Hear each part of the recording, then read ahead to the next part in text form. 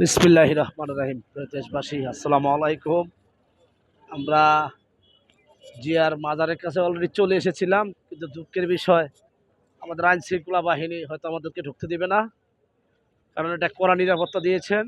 এবং আমাদের আপসন নেত্রী, গণতন্ত্রের মা, দেশমাতা, জনতার নেত্রী বেগম খালেদা জিয়ার অ্যাম্বুলেন্সটি অলরেডি কাছাকাছি চলে এসেছেন।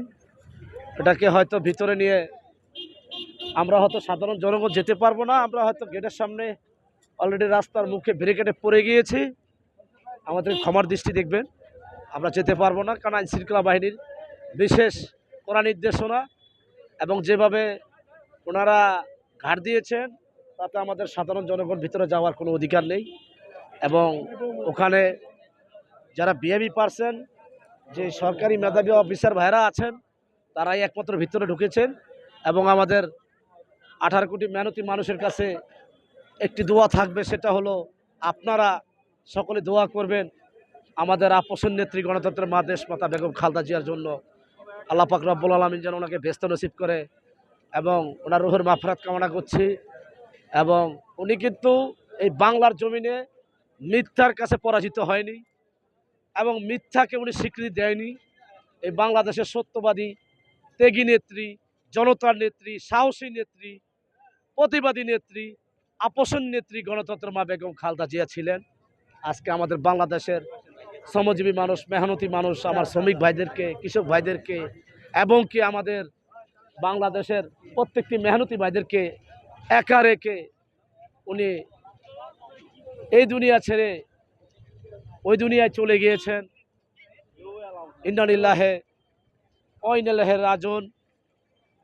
আপনারা সকলে দোয়া করবেন, আল্লাহ পাক রব্বুল আলামিন আপনাদের দোয়া এবং ভালোবাসায় যেন উনি ব্যস্ত নসিব করে, এবং ওনার গুণাগুলা যেন আল্লাহ পাক রব্বুল আলামিন যেন মাফ করে দেয়।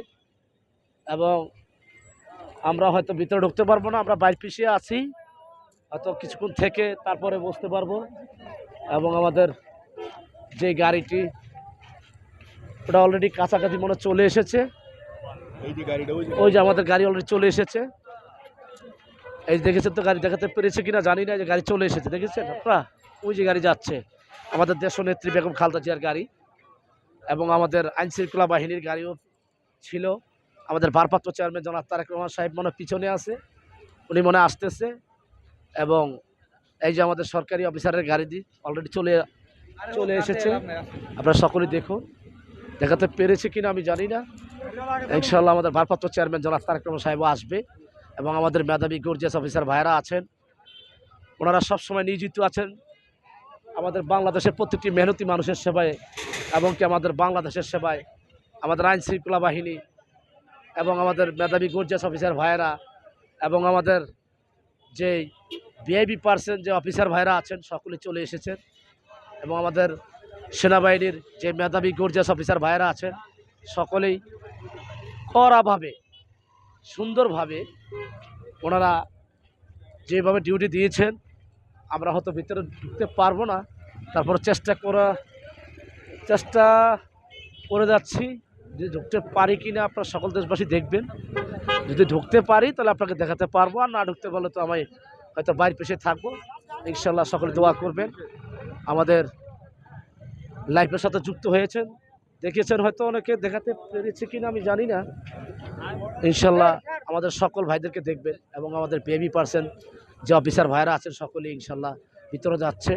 এবং আমাদের সেনাবাহিনীর যে মেধাবী গর্জিয়াস অফিসার ভাইরা আছেন, সাহসী ভাইয়েরা, আজকে ওনারাও কঠিনভাবে কষ্ট করেছেন। আপনারা সকল দেশবাসী দোয়া করবেন, যেন আপনাদের দোয়া নিয়ে, ভালোবাসা নিয়ে আমাদের আইন শৃঙ্খলা বাহিনীর যে মেধাবী গর্জিয়াস অফিসার ভাইরা আছে, সব সময় আপনাদের ভালোবাসা নিয়ে যেন বেঁচে থাকতে পারে সেই দোয়াই করবেন। এবং বাংলাদেশকে যেন সুন্দরভাবে এগিয়ে নিয়ে যেতে পারে সেই দোয়াই করবেন। আল্লাহ হাফেজ। বাংলাদেশ জিন্দাবাদ। আমাদের দেখেছেন হয়তো।